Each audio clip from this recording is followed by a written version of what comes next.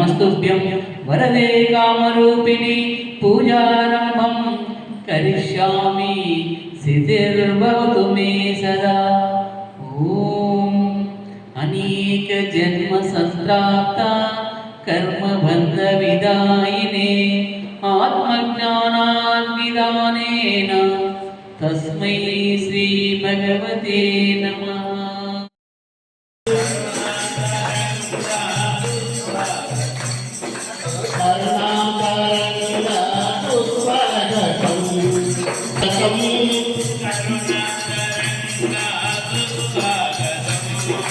करुणातरंगा सुस्वागतम्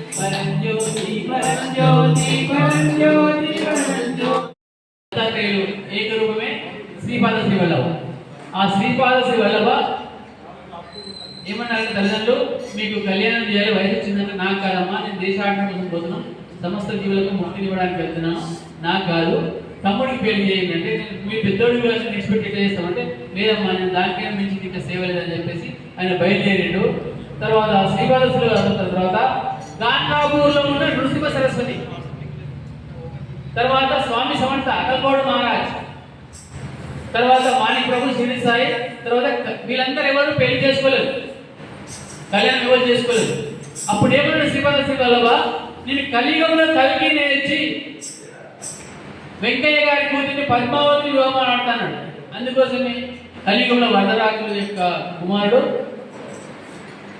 భగవాన్ వెంకయ్య గారి కూతురు సింహలంలో ఉన్న అప్పుడు చెప్పాడు సింహలం అంటే నెల్లూరు జిల్లా సగమనే గ్రామంలో ఉన్న పద్మావతి దేవిని పరిణయమాడు శ్రీ భగవాన్ వాళ్ళకు ఒక కుమారుడు ఆయన కృష్ణాజీ.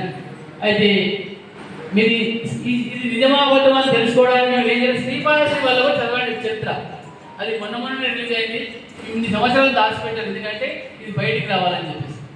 అట్లనే ఈ ముఖ్యమైన విషయం ఎప్పుడు వస్తుందో అప్పుడే వస్తుందని చెప్పేసి అన్నారు. అయితే ఆ రోజు ఇది 870 సంవత్సరాల నుంచి నడుస్తుంది దత్తపీఠం. కలియుగ అవతారం కలిగి ఇప్పటికి రావడానికి 870 సంవత్సరాలు పట్టింది. అయితే ఈ విష్ణువీశ్వర బ్రహ్మముఖుడు వాళ్ళ అవతారం. కాబట్టి ఆ రోజు విష్ణు పాదాలు ఎవరు కడిగారంటే బ్రహ్మ.